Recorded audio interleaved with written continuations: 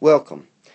As economists pursue a utopia, a better world for everyone, what we're often concerned about is making sure that the incentives that individuals face create good social outcomes, create good outcomes for everybody. And let's start off with just the example of food and the father of economics, Adam Smith.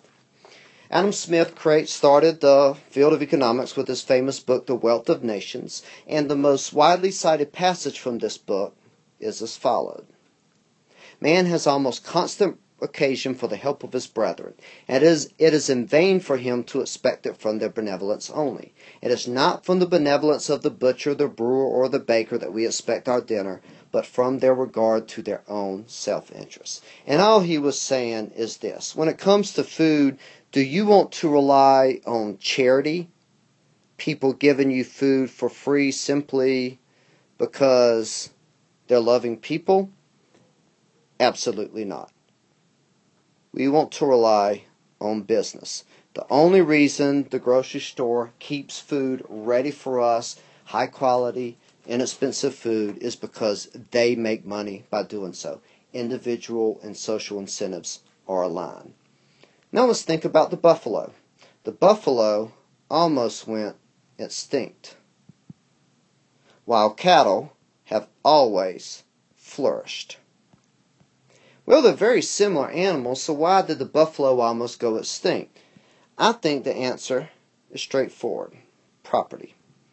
Cattle were considered property. They could be owned, whereas, say, in 19th century America, buffalo could not be owned. So if you're out hunting buffalo and you're thinking of killing a female buffalo and you wonder to yourself, should I let that buffalo live so that she could have more cows in the future and society can benefit from their offspring?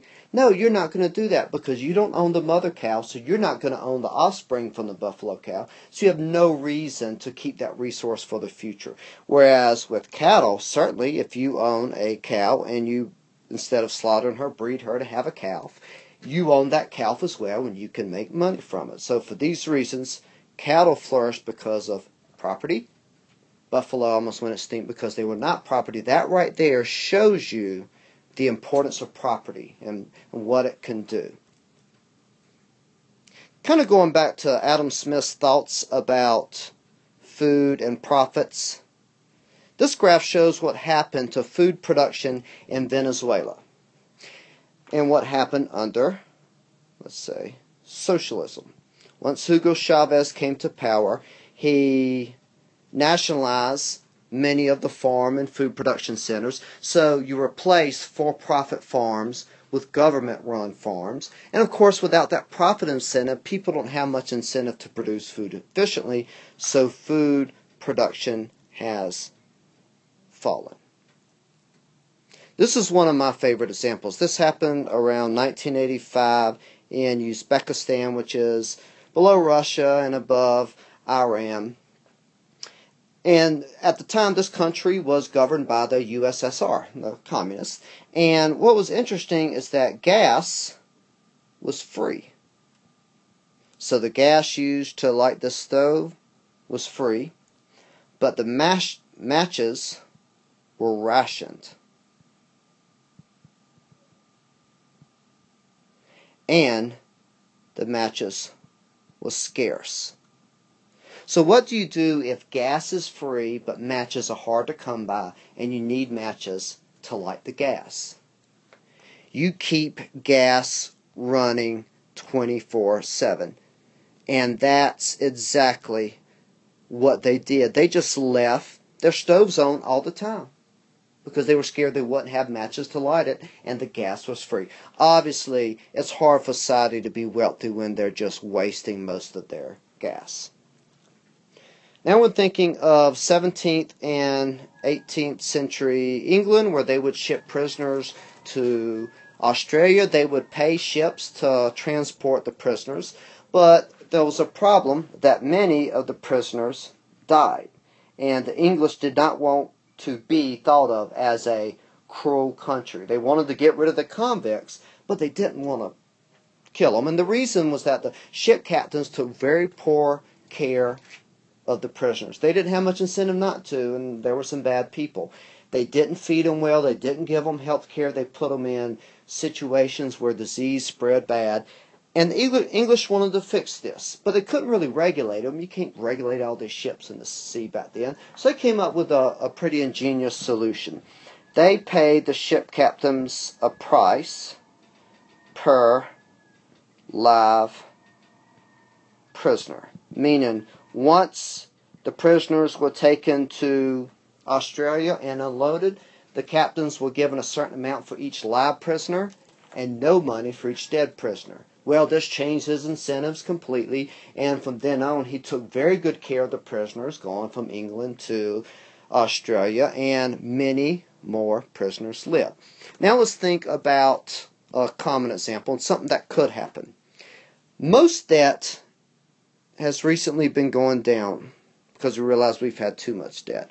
But one type of debt that has continued to rise is student loans. Now, what makes student loans different from other debts is when you go bankrupt, student loans are not forgiven. The debt doesn't just go away. Other forms of debt, if you go bankrupt, they just go away. You don't have to pay them off. That's what bankruptcy is, but not student loans. Now, that may seem kind of cruel. Students are taking on a lot of debt. Even if they go bankrupt, they have to keep paying off the debt. Maybe for the benefit of the students and graduates, we should pass a law that makes it such that student loans are now forgiven when the person goes bankrupt. Well, that would certainly benefit people who already have their loans, but this would create a bad incentive in one way. Remember, for you to take out a student loan, someone has to be willing to loan it to you, and these people aren't always the government. And if someone's thinking of lending you money, and they know that if you go bankrupt, that you won't have to pay them back, then the supply of student loans would fall. And so this could actually harm students. If you make it such that their student loans are forgiven when they go bankrupt, that's fine in one way, but another way, no one may want to give them loans anymore. And this one thing that you did to try to help students may end up reducing the availability of student loans and eliminate a form of access to education many people didn't. So this is another case where you would end up, for people to be able to borrow money to go to school, people have to have the incentives to lend them money. And you want to make sure that is always there. That incentive is always there. There are a number of videos in one podcast I have at my video library relevant to these topics, and you can go to this website there and it has all those videos there. I hope you enjoyed this and I hope you learned something.